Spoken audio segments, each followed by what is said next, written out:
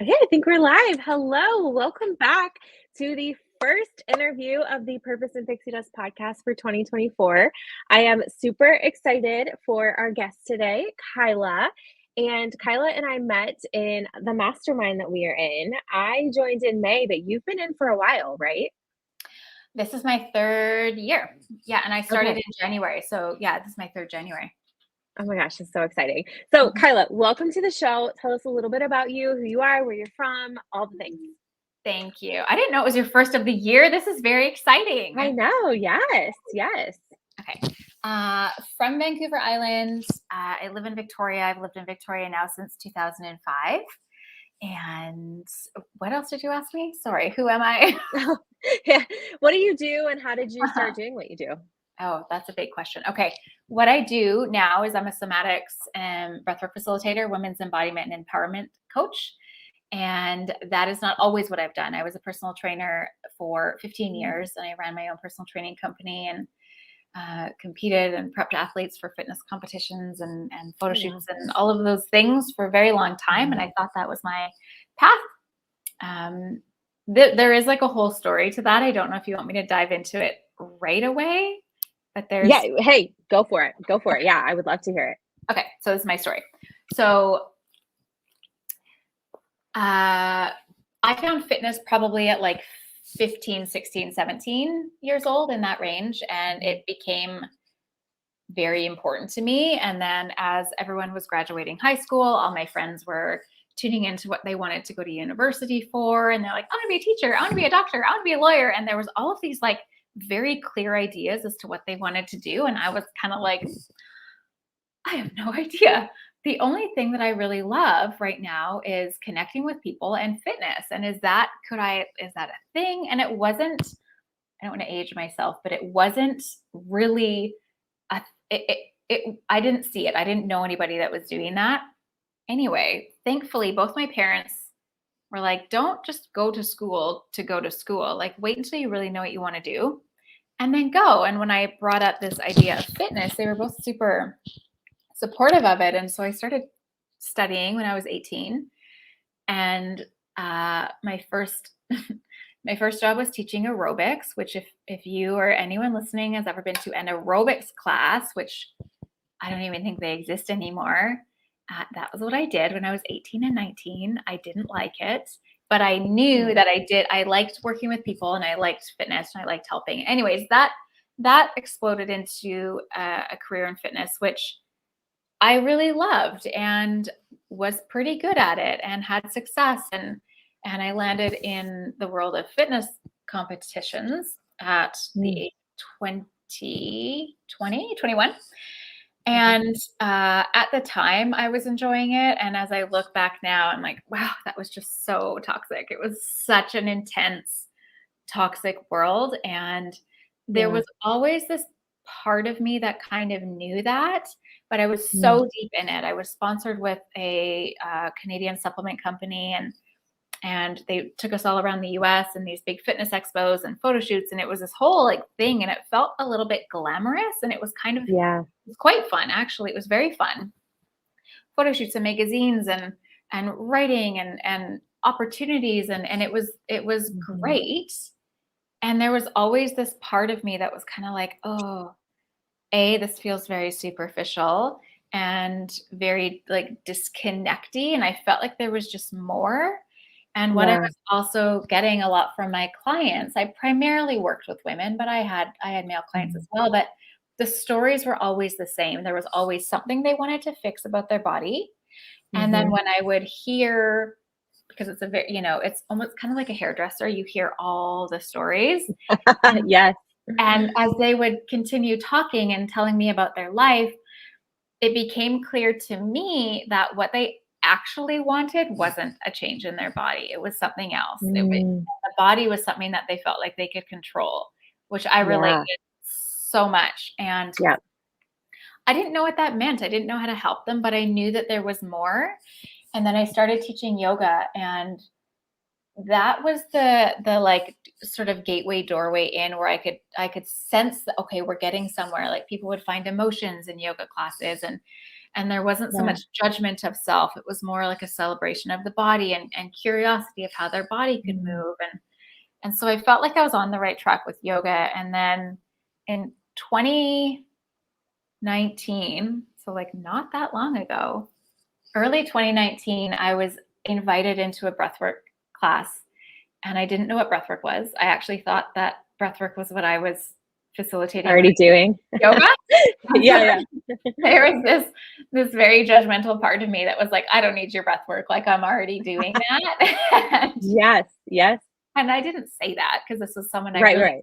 She was my acupuncturist. She's this amazing woman. And she just kept gently inviting me every month to come to this breathwork session. And I kept gently saying, no, thank you. And then somehow, I don't know why, I went one day and very quickly learned that it, in fact, is not at all what I was doing in yoga.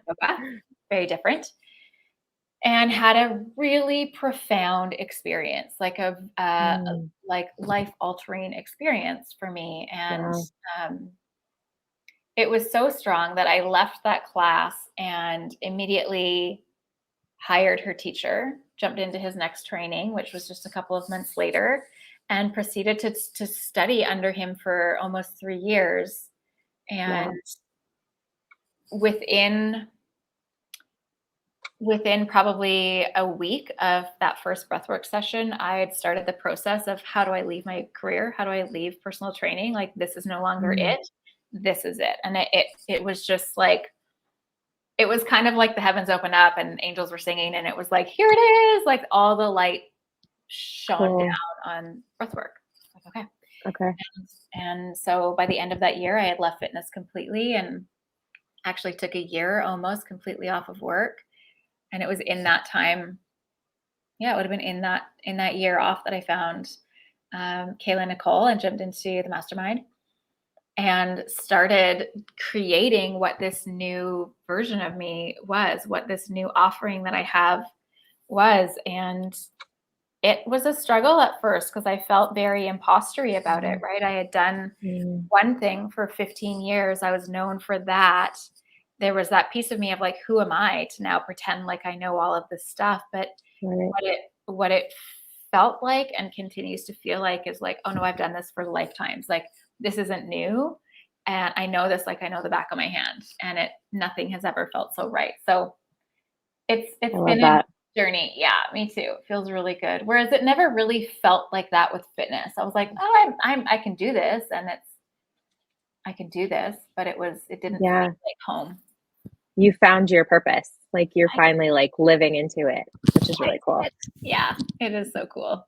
So for the listener who's like, okay, I thought breathwork was yoga too. Can you kind of give a little, I know this is maybe probably hard to be concise, or maybe you can do it really well, but explain kind of what is breathwork, what is somatic, like what does that mean for someone who like, this is like a whole new world for them? Yeah, great question. So I'll start with somatic. So somatic is soma is of the body. And so when we're working somatically, and somatics, I feel like has become this trendy thing lately. It's kind of, I don't know, maybe it's just the world that I'm in. I see it all the time, but it's becoming a little bit trendy, which I'm kind of happy about. And I want to make sure that people actually remember what it is and what it means. So soma is of the body. So we're speaking our physical body, our emotional body, our energetic body, our spiritual body. It's like all of the aspects of us that make us us is our soma. And so when we're working somatically, think about therapy. Let's go talk therapy, which I am a fan of. I want to just start with that. But talk therapy keeps us in our head. Traditional talk therapy, it's evolving. Traditional talk therapy would keep us in our head with our thinking. Of course, we're saying thoughts, we're saying words. It's our logical thinking mind. Somatic therapy is where we start to access the information that's actually in our body. And so in terms of like trauma or old stories or beliefs or just habits or patterns that we find ourselves in, defense mechanisms, just these ways that we are being, what's happened. This is like such a long story short kind of a description, but that's okay. Let's say when we're, I don't know, 5 years old or 14 years old, something happened that didn't feel great. We had an experience that wasn't great, and our body, our tissues like hold that memory, particularly if it was quite shocking, right? Let's say let's say we just witnessed a car accident. Let's say even right now we're standing on the street and we witness a car accident. It's this big collision. It's this big bang. I know at least my body, if I was to see that and hear that, would go, I would like lock up. I would freeze. I'd probably hold my breath. I'd be like, oh my God. I would be very still, because what's happening is, think of like a wild animal in nature. Freeze. No one will see us. Yeah. Like, it's like danger's around, so stay really, really still. It's a survival mechanism. Thank God it's there, but it's a survival mechanism. And then what happens, let's pretend, again, this car accident, everything clears out, police come, everyone's fine. We start to slowly go back to normal. Our body has now held that emotion. It's held that sensation. Whereas if we were to think of a wild animal, they shake it. They actually shake and tremor and release trauma through movement. Like, think if a bird flew into your window and landed down on the ground, it would take a second and it would shake off. Like shake it off. It shakes it off. Literally shakes it off. And that's releasing that stored energy out of their body so that their body doesn't hold it. And so we as humans we haven't learned that skill. We're learning it now, but we sure as heck didn't learn it when we were younger. And so our body holds a lot. Every time a kid was mean to you in school, every time an adult told you to be quiet when you had something really important to share, like, the list goes on and on of times that we would have shut up and shut down, or shut down, not shut up, where we would have shut down, walked in. And so somatic practices help us get into those places and start to unwind them and unpack them so that we don't actually carry that anymore, because those interfere with everything we do. You want to talk limiting beliefs? Those of us in business, we have limiting beliefs around money, limiting beliefs around, should I be doing this? Am I good enough? Can I talk about this? Are they going to like me? Those all have a story attached to them that we created way back when. And so somatic work gets us into our body, into where those stories originated, and lets us like move it out. So breath work is a beautiful way to access that. The type of breath that I generally do is called conscious connected breath work, and it's usually about an hour long. And it's the breath that I was first led through. It's done through an open mouth, and it's quite a full, vibrant inhale with a soft surrendered exhale. And it's this really beautiful flow. It's actually the way that our bodies know to breathe. It's the way we breathe when we're born. If we were to watch a sweet little infant, they breathe in this way. And it's also the way that we breathe when we're taking our last breath. It's this like full inhale and surrendered exhale. So our body intuitively knows exactly how to breathe this way. We have so many conditionings and like human thinking, like, oh, don't do that. That's weird. That feels funny. We shut it off. But if we were to actually just surrender in, our body knows to do this. And it brings us into an altered state of consciousness where we can then access those parts. Okay, my mind is blown away because I did not know like 90% of what you were just saying. And I'm like, oh my gosh, that's so cool. So cool. So in addition to breath work, then what other sorts of exercises can you do to tap into your body like that? Simple witnessing. So I'm actually running an offering right now. And the thing with somatic work is it's really subtle. And so when we're speaking about trauma, and I want to say I don't know if I need to say this, I think we all know this, but there's many layers of trauma. Like, you know, being given detention because the kid behind you actually did the thing and you got blamed for it and everyone was pointing and laughing at you and you got kicked out of class, that's going to form a scar. And that's going to be a version of trauma, right? It isn't always like, oh my gosh, we're in a huge car accident. And so trauma is something happened too soon. So it's like too much, too soon, too fast. Our body is like, oh, we can't handle the impact of that. And that's what causes us to like freeze in an emotion. Something was too much, too soon, too fast. So somatic work is slow and gentle, because if we start going like if we're trying to like penetrate, like, why are you this way? It's going to freeze our body up again, because it's just like, oh, that's aggressive. And so it's noticing the subtleties. It's learning. I have a mentor who says we learn to listen to the language of the body. I love that. So An example would be, okay, I led the group through a practice this morning. So I had everyone kind of like drop into their body. So we would close our eyes and just get connected with your body. And we were speaking about the fear of being seen. So we were speaking about, okay, what is something that you hide from people? What's an aspect of you that you hide from people? And one of the examples was, like sharing her. She's a woman who works in a very masculine industry, and she's very good at what she does, and she holds back because of there's just a lot there. There's many layers there. And so we brought them into this vision of, okay, go into basically imagine that you're in that experience and you're saying the thing and you're in your power and you're having this experience. Bring yourself to a memory of that. And then it's to start noticing how your body responds. And so as an example, and I'm making this up, these were not her words at all, but in a time where she was, invited to speak up in this group of men, there might be like the sense of like, ooh, kind of like shoulders coming in, feeling like tension in the stomach. So it's the noticing is like getting really clear on the details of that. Okay. So I would even slow them down. Explain to me the tension in your stomach. Okay. It feels like it starts like above my belly button. It feels like it's like pushing in, and then it's like coiling. It feels like it's like coiling.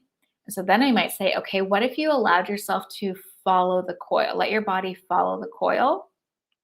And so she might be able to then, and not everyone gets here on the first go, but let's pretend that they do. So she's allowing her body to follow the coil, and we're moving so slow, and we're just letting her body guide. And maybe she coils in this way, and then I might ask, maybe she pauses. Okay, I'm like, tell me what's here. And this is where it feels like magic. Memories might come in. It might be from this lifetime. I've personally had experiences with my somatic therapist where I'm like, oh my gosh, this feels like a past life vision. Like, this isn't me. I'm a man. Like, my vision is like me being a man. And I had a vision where I was this soldier in wartime and I was all alone. I knew it was a whole story. But when we slow down to actually let the body guide us in ways, there is a level of wisdom in our body that our mind will never comprehend, but we're so busy in our mind that we forget that there's more. There's so much wisdom in our tissues, in our body. And the practice with somatics is slow, subtle, listening, curious, because it's really easy. Like, for me to explain that practice, let's say to my parents, my dad and my stepmom, different generation, don't know anything about somatic work, they would think that is absolutely crazy. Like, Yeah. okay. Yeah. Mm-hmm. And so our thinking logical brain is probably going to kick in and be like, this is silly. This isn't working. This is so dumb. Why? Right. And our brain is wired for survival. If there's any indication that things aren't normal and there's danger, it's going to like, whoop, stop, like, no more. And it's going to bring us out of our body and into our head. And so it's this remembering of what it's actually like in our body, because there was a time our ancestors listened to their body. They lived by the wisdom of their body. And it's a practice of remembering what that is. And it's no easy task. I'm not pretending it's easy, but it sure is powerful when you start to listen to your body. There's a lot there. So is this then intertwined, or maybe even the same thing as listening to your intuition? Like, is that part of this? Yeah. And for like personal experience, I was super disconnected from my intuition. When I was in fitness and I was only in my thinking, judging, fearful, wondering, worrying, planning head, and so focused on what everyone else was thinking and how I looked and not actually listening, I was super disconnected from my intuition. I didn't think I had one. And so when we start to build relationship back with our body, that is all of that, I would say, actually is our intuition. It's a beautiful way to think about that. Yeah. Yeah. So how often do you recommend that you go through any sort of somatic practice? Mm-hmm.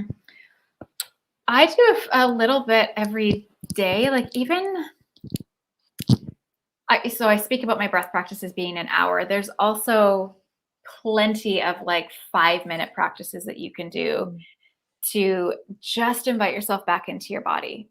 And so something just as simple as, I mean, any yogis out there, breath of fire, box breathing, alternate nostril breathing, those are all invitations for you to be back in your body.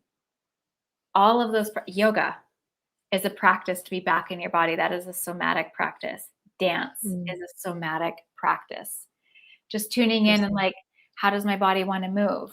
Somatic practice. It's tuning into the body. Sex with your partner in like a really like connected environment. Somatic practice. Being in relation with your body. And so I think every day. Now for the deep dive practices or having like a somatic therapy session, I see my somatic therapist every 2 weeks. We have an hour call every 2 weeks, and that feels really good for me. I could probably do more, and I would probably be fine if I did less. In terms of the big breath work, I usually say everyone's so different, but once or twice a month is great to like drop in. I have clients who say it's like their spiritual hygiene. So a couple times a month, and they just feel kind of clean slate. I have people who show up every week for session, and I have people who I see every 3 or 4 months. Oh my gosh, that's so interesting. It's such an interesting, like you said, like our parents' generation, like don't get it, wouldn't get it. Or maybe I shouldn't characterize everyone, but probably traditionally wasn't really a thing. Definitely something that has been brought up a little bit more recently. And so I really hope that the women listening to this consider getting more in tune with their body because, okay, you're a business owner and everyone listening to this most likely is a business owner. So what are some ways specifically for business owners that this can be helpful? Like what sort of things have you seen either from yourself or maybe some people that you've worked with that they were really able to maybe move past blocks or things like that just by being more in tune with their body? I love that question. And clarity was the first thing that came to me. Like I've had, I'll speak for myself, and I have had many entrepreneurial women experiences as well. We get our bodies can only hold so much. Think of us as like a vessel or like we'll just use this glass bottle as an example. Imagine this bottle is our body, and imagine there was a hose or a tap pouring water in, and that hose or tap is our life's experiences. And so think about life as an entrepreneur or business owner. There's a lot happening. Add parenting on top of that, being in a relationship, being a friend, a sister, a daughter. There's a lot. So that tap is filling all the time. And this bottle will only hold so much. Now it's glass, it's pretty strong, but imagine if it really got filled, it's going to burst. And so we need to create more capacity. And when it's full, tell me where the creation comes from. Where does your creative ideas come from? Where do your brilliant business ideas come from when you're totally maxed out and full? They don't. And so when we can clear space and create some capacity to get back into that creative flow, magic happens. Also, when we're in our thinking head, we're primarily in masculine energy, which we need in business, don't get me wrong, but our creativity comes from our feminine. Our creativity comes from being in the body. And so bringing relationship back to your body is going to skyrocket your ability to tap into your creative flow. And that is, I mean, as a business owner, if you're not creative and pivoting and able to have new ideas and showcase your gifts in new ways, well, then we're just stagnant. Yeah. But there's also this beautiful piece of just like really reclaiming who you are, reclaiming your power, reclaiming your voice, reclaiming your gifts. And when we start to remember what it is to be in relationship with this beautiful, gifted, wise body, we up level. It's like, oh yeah, I don't have to do what so-and-so says. I don't have to fit the role that they want me to do. I don't have to do that. I don't have to do that. I don't have to do all of these outside expectations. What do I want to do? And when we show up in business from a place of what do I want to do? It's a whole different ballgame. Look out. Look out, world. Holy cow. One of the things that you mentioned, and I feel like you maybe probably just answered this, but I'm going to ask it anyway. For the person who's listening whose parents don't understand what they're doing or partner doesn't understand, because I'm sure there are a lot of people that your loved ones, who have no idea or didn't, at least when you first started. Maybe they do now. I don't know. What advice do you have for that person? Yeah, it's so interesting. This is such a present thing for me. My dad and my stepmom, my mom's not with us anymore, but my dad and my mom would totally get it. My mom would be like, this is amazing. I want it. I want all of it. She'd be like, yeah, girl. She'd be in business with me. We'd be doing it together. My dad, he's like he's a man's man. He's 72 and he's worked in construction his whole life. My stepmom's sweet and simple and watches the news a lot and is very like inundated with like black and white. This is just what it is. And very disconnected, doesn't believe in spirituality, doesn't believe in anything outside of like, I live and then I die and that's it. And so her and I right off the bat are on like we're on different planets. And right. It's been a challenge for me coming to terms with like, okay, I just actually, if I care about this relationship with them, there's just some things we don't talk about. Mm. And that's okay. Yeah. And so that's really present for me because in that same breath, I want my dad to see me. I want my dad to know the depth of the work that I'm doing because I know he would be really proud of me. And so there's been this like slow build. And what I've actually had to say is like, hey, I know you don't understand what I do.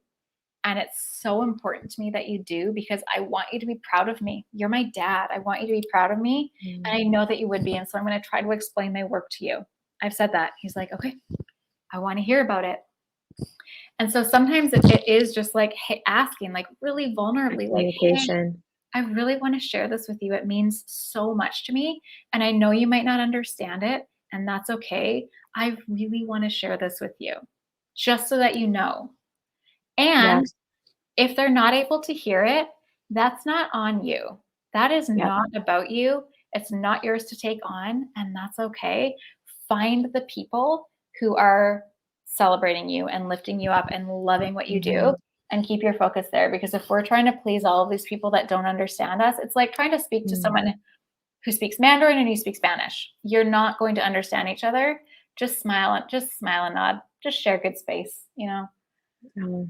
Thank you for sharing that. I know that was really vulnerable, but there are definitely, I know for a fact, people who are listening to this who really needed to hear that message today. Thank you. Okay, Kyla, so tell us all of the ways that people can work with you, can connect with you. What do you have going on right now? Okay. So by the time this podcast is out, this will be over, but it will be available for purchase after. I was just running a 7-day Somatics, Embodiment, and Breathwork offering, which I would say is very like entry level. And then my favorite place is inside of the Essentials, which is my community membership, where we do 2 of these breath journeys every month together. But there's a library of about 200 different practices for you, including movement, so yoga, fitness, meditation, breath work, and they're just at your fingertips. And these are daily practices, so like kind of 5 to 15 minutes. And we have guest teachers, and it's a whole thing. We have weekly community calls. I just now jumped off of our community call, and it was like the best one we've ever had, and I'm just feeling super lit up. So that is my favorite place, and I'm going to give you a discount code to give to your people. Awesome. Yeah, it's $55 a month, no contract, stay as long as you want, leave if you need to, but I'm going to give you a 50% off code. Awesome. Yeah, I will put that in the show notes. And then where on social can they find you? Yeah, most of my time is spent on the Instagram, and it's the Sacred Essentials. I'm tapping into the world of LinkedIn. It feels very businessy for me, but give it a try. I'm going to give it a try. Don't look for me there because I don't know what I'm doing. Look for me on Instagram. That's fair. Totally fair. Yes. And everyone, I will be sure to link all of this in the show notes. Before we hop off, I have a couple rapid fire questions I like to ask my guests. Okay, let me take it. Yes, you're good. Number 1 is, what is your favorite or most recently read personal development book? Okay, wow. I'm not even sure if this is it, but it just came through. But Rich as Fuck, Amanda Frances. Yep. Okay. Such a good book. So good. Very good. Morning routine, and I know you're going to have something. Morning routine, evening routine, neither or both? So funny. Okay, my answer's not going to be as quick as yours. I was super opposed to morning routines until this year. Super opposed. Interesting. Like, yeah. I had practices that I would input when it felt right, but I was really opposed to like a structured morning routine. I now am thriving in it. So I wake up and before I've brushed my teeth, I'm on my mat and I'm sitting in a meditation or a visualization for 15 to 20 minutes, and then I move into a workout, and then the rest of the day is whatever it is. Nice. Love that. Okay. And then last one, what is your favorite place you ever traveled and or a bucket list destination? Like one where you're like, okay, I got to do this. Okay. I'm going to say bucket list because I can't have a favorite. Philippines. Okay. Ooh, interesting. Any particular reason? Instagram has made it look stunning. So I want to go stay in like one of the little huts on this, greeny turquoise piece of water in the middle of nowhere with the cliffs way up above me. Oh my gosh, I can totally visualize it. I just like saw it when you said that. So like it's happening. It is happening soon. Yes. All right, awesome. Well, Kyla, thank you so much. I have absolutely loved our conversation. And listener, please be sure to head over, follow Kyla at The Sacred Essentials, and definitely check out all that she has to offer because I think it can do a lot for you. Thank you so much, friend. Bye.